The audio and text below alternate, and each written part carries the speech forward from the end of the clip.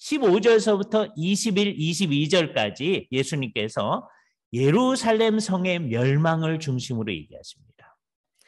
예수님이 이 얘기를 하실 때가 아마도 어떤 예수님이 이제 언제 태어났다고 보느냐에 따라서 그 연도는 달라지는데요. 예수님이 BC 4년에 태어나셨다. 그러면 예수님이 말씀하신 때가 27년경이 되겠죠. 그러나 정확하게 예수님이 언제 태어났는지 우린 모르거든요. 다시 한번 강조합니다. 예수님이 태어난 해 우린 몰라요. 태어난 날 모릅니다. 근데 중요한 것은 예수님께서 뭐라고 얘기하시느냐 하면 이제 너희가 선지자 다니엘이 말한 바 멸망에 가증한 것이 거룩한 곳에 선 것을 보거든. 해놓고 괄호 속에 읽는 자는 깨달을진저 이렇게 되어 있어요. 이걸 어떻게 해석하느냐에 따라서 마태복음이 언제 기록되었는지를 이제 생각을 하려고 합니다. 상당히 보수적인 분들은 AD 70년 이전, 예루살렘 멸망 이전에 이게 다 기록됐다 이렇게 생각을 하는 거예요. 그래서 이 얘기를 기억하고 있었던 예수를 믿는 사람들은 다른 곳으로 이미 예수님께서 너희가 피해야 된다. 그때 유대에 있는 자들은 산으로 도망할지어다. 그렇게 하셨으니까 이 말씀을 기억하여서 피하였다. 그런 얘기들을 많이 합니다. 의미 있는 얘기예요. 그죠? 단언하기는 어렵습니다. 그죠? 이 당시에 소위 유대인 전쟁이 이제 발발합니다. 64년, 65년서부터 이제 유대인 전쟁이 발발해서 지금 로마하고의 전쟁이 이제 있는 거죠. 이때 예수를 믿는 사람들은 우리의 독립운동이니까 이게 필요하다라고 해서 하는 게 아니라 너희는 도망하라고 했으니 도망을 했다라고 생각하시는 분들이 상당히 많이 있죠. 아마도 이때 요한이 그때서부터 이제 가긴 갔을 텐데 언제 에베소 지역으로 가는지는 모르지만 요한이 예수님의 어머니 마리아를 모시고 에베소 지역으로 갔다라고 생각해서 그 요한의 무덤, 요한이 마리아를 모신 집에 대한 이제 행적들이 이제 에베소 지역에 있는 것을 우리는 보게 되어지죠. 물론 그곳이 바로 그것인지 우리는 단언할 길은 없어요. 우리는 성경에 있는 것 외에는 확언을 하지 못하는 거니까. 지금도 팔레스타인으로부터 터키에 있는 에베소까지 가려면 상당한 시간이 걸리는 거거든요. 근데 그 당시에 비행기도 없던 시대에 요한이 어떻게 마리아를 모시고 그렇게 멀리 가서 있었을까? 이건 굉장한 일이라고 생각되어집니다. 그죠? 고대 사회에서는 대개 사람들이 자기가 태어난 데서 살다가 그곳에서 죽는 경우가 많죠. 대부분의 유대인들 팔레스타인 떠나지 아니하고 살았을 사람이 많습니다. 근데 예수님의 이 말을 기억하는 사람들은 이미 상당수의 사람들이 다른 곳으로 옮겨간 것이죠. 그죠? 예수님께서 가라고 했기 때문에. 그죠? 우리는 이 사건이 일어난 다음에 이것을 이제 알기 때문에 AD 70년에 디도 장군이 그 사람이 이제 조금 있다가 자기가 이제 황제가 됩니다. 그러나 아직 황제가 되기 전에 자기 아버지가 이제 이 사람을 파송해서 장군으로서 예루살렘을 멸망시키러 오게 되어지죠. 그러면 AD 27년으로부터 30년이라고 그냥 대충 잡으면 70년에 멸망이 일어나니까 40년 전에 예수님께서 이 얘기를 하시는 게 됩니다. 43년 전에 27년으로 잡으면 예수님께서 이 얘기를 하시는 게 되고 43년이 흐른 다음에 디도가 와가지고 예루살렘을 이제 포위를 한 몇 년 동안 하면서 결국은 이제 멸망을 하게 되어지는데 그때 멸망에 가증한 것이 거룩한 곳 예루살렘을 향해서 올라오는 것을 보면 너희는 어떻게 할 거냐? 도망해야 된다라고 얘기하는 거죠. 이게 예루살렘 성전의 멸망과 관련하여 주어졌다는 것을 기억하지 않으면 교회가 잘못된 이해들을 하게 되는 거죠. 15절서부터 21절까지는 이게 전부 예루살렘 성의 멸망과 관련됐다고 생각을 해야만 합니다. 그렇지 않으면 많은 사람들이 이상한 얘기를 하는 거죠. 예수님 말씀이 이제 어떤 끝이 가까이 왔다는 징조가 임하거든. 너희는 산으로 가라고 했다. 그래서 우리들은 이제 예수님이 오실 때가 가까우면 어떤 특정한 곳에 모여야 된다. 그런 얘기들을 하는 것이죠. 그래서 우리나라에서도 계룡산에 간 사람들이 아주 많습니다. 그죠? 아니면 이제 자기네들이 지정하던 곳에 여기 와서 뭐 해야 된다. 이런 사람들이 있는 거죠. 이따 나중에 보겠지만 예수를 믿는 사람들은 예수님이 다시 오실 때까지 일상적인 생활을 하도록 주님께서 가르치고 있다는 것을 우리는 생각해야 돼요. 예수님이 오실 때가 언제인지 짐작했다. 이렇게 짐작하는 것도 이제 잘못됐다는 게 있다 볼 텐데, 짐작했다고 하면 그때는 평소에 사는 거하고는 달리 특별한 삶을 살아야 된다라고 하는 것 자체가 잘못된 가르침입니다. 그죠? 이거 우리가 잘 생각을 해봐야 됩니다. 특별히 어떤 산으로 가야 된다, 어떤 특정한 곳으로 가야 된다, 이 얘기를 우리는 하지 않도록 해야 됩니다. 더군다나 예수님께서 얼마나 빨리 도망하라고 하는지, 지붕 위에 있는 자들은 집 안에 있는 물건을 가지러 내려가지 말아라. 지붕 위에 있으니까 우리말 성경 번역은 좀 이상하긴 한데요. 우리는 지붕 위에 있다 그러니까 대개는 지붕에 언제 올라가죠? 우리의 경우에는 뭘 고칠 때 올라가잖아요.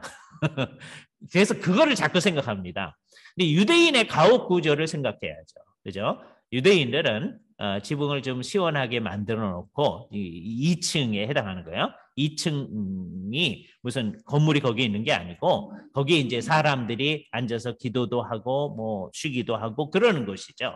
그죠? 예. 근데 위에 있는 사람들은 밑에 있는 물건을 가지러 가지도 말고 그냥 도망해라.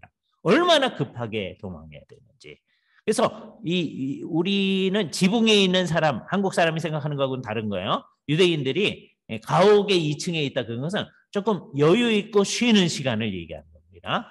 근데 또 다른 사람들은 밭에 있는 사람들, 열심히 일하는 사람들입니다. 우리는 우리식으로 성경을 읽는 거예요. 지붕에 있는 사람, 우리가 지붕에 올라가는 때는 고치러 올라가는 거니까 지붕에 있는 사람도 일하는 거구나 이렇게 생각하기가 쉬운데 유대인들의 상황은 그런 게 아니다. 이걸 생각하면서 이걸 읽어야 되겠죠. 밭에 있는 사람들은 겉옷을 가지러 뒤로 돌이키지 말지어다. 겉옷을 뭐 밭 근처에 놨을 수도 있죠. 그러나 밭에 일하러 가는 사람들은 그 겉옷을 아예 집에 놓고 갔을 수도 있는 겁니다. 그죠? 일할 거 뻔히 알면서 겉옷을 둘러 입고서 갈 리는 없는 거니까 아마 집에 가서 집에 있는 겉옷 가지고 가야 될 정도로 너희가 여유가 있지 아니하다. 급하게 도망해라. 라고 하는 것을 얘기하셨어요. 그래놓고서는 빨리 도망가야 되니까 그날의 아이벤 자들과 젖먹이는 자들에게 화가 있을 것이다. 왜 그래? 도망하기에 어렵기 때문입니다. 빨리 도망해야 됩니다. 이 말씀을 활용하여서 예수님께서 오실 때가 가까웠는데 언제 결혼하고 애 낳고 그런 일을 하느냐? 예수님이 오실 때가 가까운 때는 이제 결혼하면 안 된다. 특별히 애 낳으면 안 된다. 주님께서 아이벤 자들과 젖먹이는 자들에게 화가 있으라고 하지 않았느냐라고 하는 것은 이 말씀이 예루살렘의 멸망을 얘기하고 있다는 걸 생각하지 않아요. 그렇죠? 그래서 이걸 뒤섞어서 생각하면 안 되는 거예요. 15절에서부터 21절까지는 정말 예루살렘 멸망 얘기다. 그래서 이 배경이 유대인을 배경으로 하고 있는 거예요. 이것은 그 다음 절에서 가장 잘 나타나는데요. 너희가 도망하는 일이 겨울에나, 이건 좀 이상한 번역이고요. 우기에나, 이렇게 생각하는 게 좋아요. 우기에나. 그 우기가 우리의 겨울에 해당하는 때예요. 그렇기 때문에 그때에 일을 왜 비가 오면은 이게 이제 와디 같은데 물이 이제 몰아치잖아요. 그럼 사람들이 밀려갈 수도 있고 도망하기 어렵지 않습니까? 그래서 우기에나 안식일에 되지 않도록 기도해라. 팔레스타인의 배경을 염두에 두고 하신 말씀입니다. 우리 입장에서는 안식일에 그날이 있어도요, 도망하는데 전혀 지장이 없습니다. 근데 유대인의 입장에서는 가야 할 길이 딱 정해져 있는 것이거든요. 그 이상 못 가는 거란 말이에요. 지금 예수님께서 계신 이 베다니라고 하는 곳으로부터 예루살렘까지, 거기는 안식일에 가기에 알맞은 길이죠. 그러나 그 이상은 못 가는 거예요. 그죠? 예루살렘에서 도망할 때 베다니까지 가서 이제 멈추어 선다. 그러면 이제 원수들이 와가지고서는 이 사람들을 처치할 거 아니겠어요? 그러니까 안식일에 그날이 있으면 안 되니까 안식일이 되지 않도록 기도하라라고 얘기하는 것은 팔레스타인적인 배경을 놓고 얘기하는 거다.